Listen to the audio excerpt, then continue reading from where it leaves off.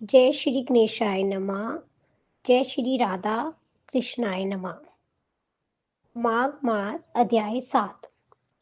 दत्तात्रेय जी बोले, हे राजन, दूत के साथ स्वर्ग जाते हुए विकुंडल ने पूछा, हे धर्मराज, मेरा संशय दूर करने के लिए ये बताओ कि हम दोनों भाइयों को इस प्रकार अलग अलग क्यों फल मिला है।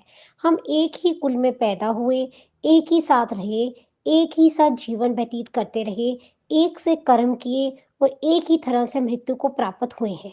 उसकी बात को सुनकर धर्मदूत बोला, ये भी कुंडल माता पिता भाई बहन आदि कर्मानुसार ही मिलते हैं।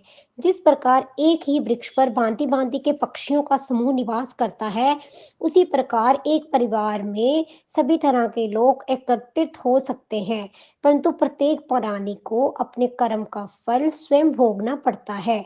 अच्छे कर्म से प्राणी को स्वर्ग और बुरे कर्मों से नरक की प्राप्ति होती है। उसी प्रकार अपने कर्मों से नरक भोगने वाला तुम्हारा भाई गया है और तुम अपने पुण्य कर्मों के कारण स्वर्ग को जा रहे हो। तब भी कुंडल बोला, हम दोनों भाई सदैव साथ साथ रहते थे, दोनों ही एक समान पापी कर्म करते थे और भोग विलास करते रहते थे। तब ऐसा कौन सा कर्म है जो मुझे स्वर्ग मिला है।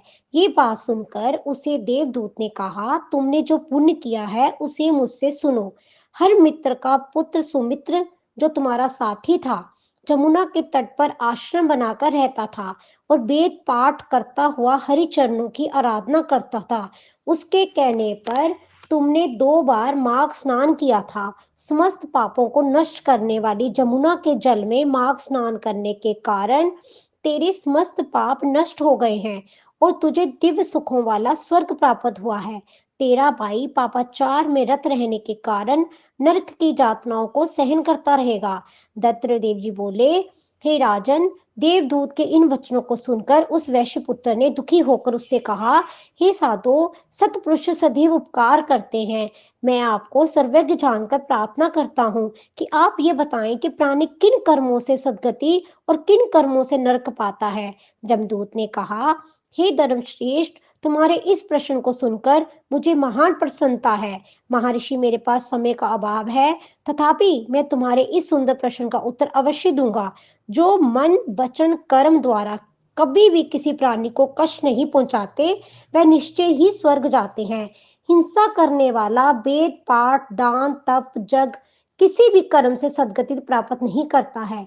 अहिंसा समस्त धर्मों का मूल है।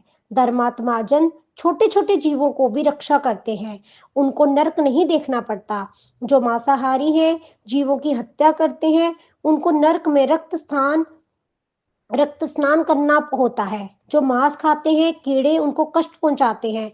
वह नाना प्रकार की पशु जोनियों का सेवन करते हैं। मनुष्य जीवन पाकर भी अपंग और दरिद्री रहती हैं। इसलिए मनुष्य को चाहिए प्रत्येक जीव पर दया करे और किसी को भी नहीं सताएं। अध्याय 7 संपूर्ण। जय श्री कृष्णा।